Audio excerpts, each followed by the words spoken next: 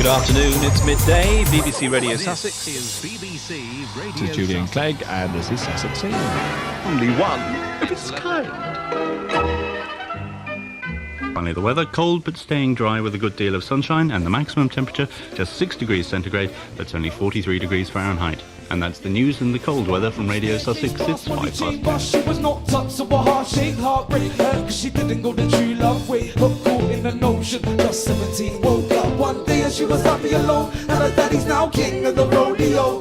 They call him McPhail, so Uncle Charmer. Fans call him what they want, his real name's Joe. Joe said sat at the game, he wasted time, cause his youth and his young manhood's been a last of his... Notice about a modern newsroom is, of course, the computerisation, the technology here. The BBC, in fact, sent us a kit of parts, if you like, to build a radio station. Here in Brighton, a radio station was born. The thing that's important for me as the editor of BBC Sussex is the role that we play in our listeners' lives and the lives of the local towns and villages. When there's a big story, we know that people come to us, but not just for what's happening, but also to tell us how it impacts on them, what they feel about it, and also what they want to see happen next. It's a beautiful morning, bright sunshine here this morning, and as I say, I just drove down to have a look at the harbour, and it's absolutely picturesque. It's what makes Sussex Sussex. There are two teams, you're in one, you're the Sussex team, but you're going to be counting butterflies in Hampshire. Us Sussex people, the Wood Whites, will be in Hampshire, and the Hampshire people, the Glanville Fritillaries, will be in Sussex. That way it just adds a little bit to the whole adventure of it all, you know, a bit of a spirit of mystery. Spirit of mystery, wonderful. Let battle commence, gentlemen!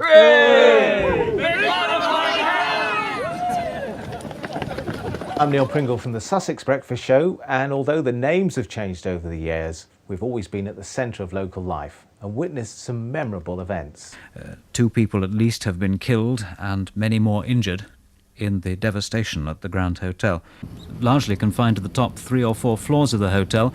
What else can you see looking at the front of the Grand now, Max? There is a large turntable ladder which has been hoisted up to the front of the building, where the huge hole has now scarred the facade of the Grand Hotel, and firemen are peering down into the hole, just like a slice taken out of a cake almost. This is the weirdest mode of transport I have ever had. I am in a boat. There's 2 people up in a flat way up there. You're not coming out tonight, are you? 9 inches of dirty river water in the ground floor of your house. We had a dead cow in our garden for a week. The flood affected more than 600 homes and 200 businesses in Lewes, causing over £80 million of damage in the town. Sometimes you have grand events going on, the floods in Lewes that were overwhelming for the people living in this part of Sussex. But then there are times when virtually nothing is going on, and we really did have to go out and judge dog shows and try and decide which dog looked most like its owner. You have the life of the county and the people in the county.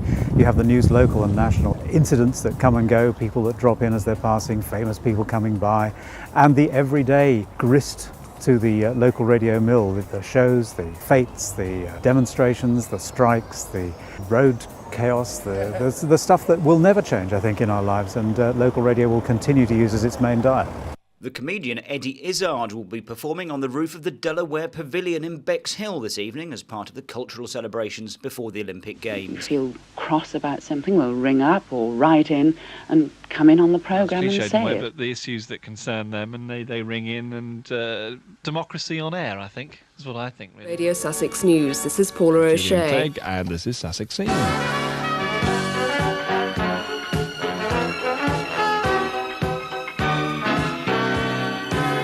But it was Ted Castle's radio car which was to transform the whole style of broadcasting, not only locally but nationally. Now we have a new transmitter serving East Sussex on 258 metres.